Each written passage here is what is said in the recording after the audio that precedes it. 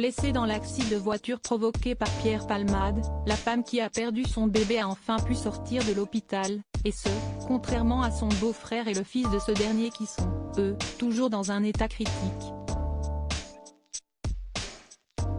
Ils resteront marqués à vie. Vendredi 10 février, Pierre Palmade a causé un accident de voiture qui a fait 3 blessés graves. D'abord hospitalisé dans un état critique, l'humoriste, qui était sous l'emprise de la cocaïne au moment des faits, a pu sortir de réanimation au bout de 4 jours, ce qui n'a pas été le cas des autres victimes.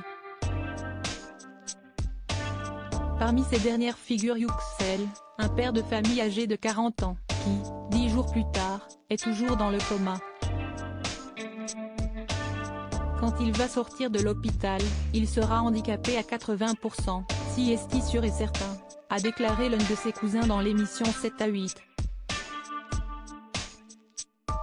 La deuxième victime s'appelle Devrin, et est âgée de 6 ans. S'il est sorti du coma depuis le 16 février dernier, il est certain, selon les dires de ses proches, que l'enfant gardera à vie des séquelles de l'accident.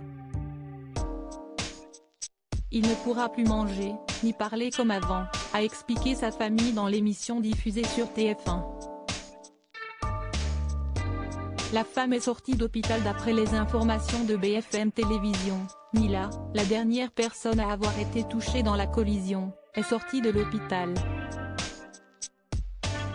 Celle qui était enceinte de 6 mois et demi au moment des faits, et qui a perdu son bébé depuis, souffrait, d'après Maître Mourad Batik, son avocat, de multiples séquelles physiques et psychologiques extrêmement importantes. De son côté, Pierre Palmade est assigné à résidence dans le service d'addictologie de l'hôpital Paul Brousse de Villejuif, avec un port de bracelet électronique imposé.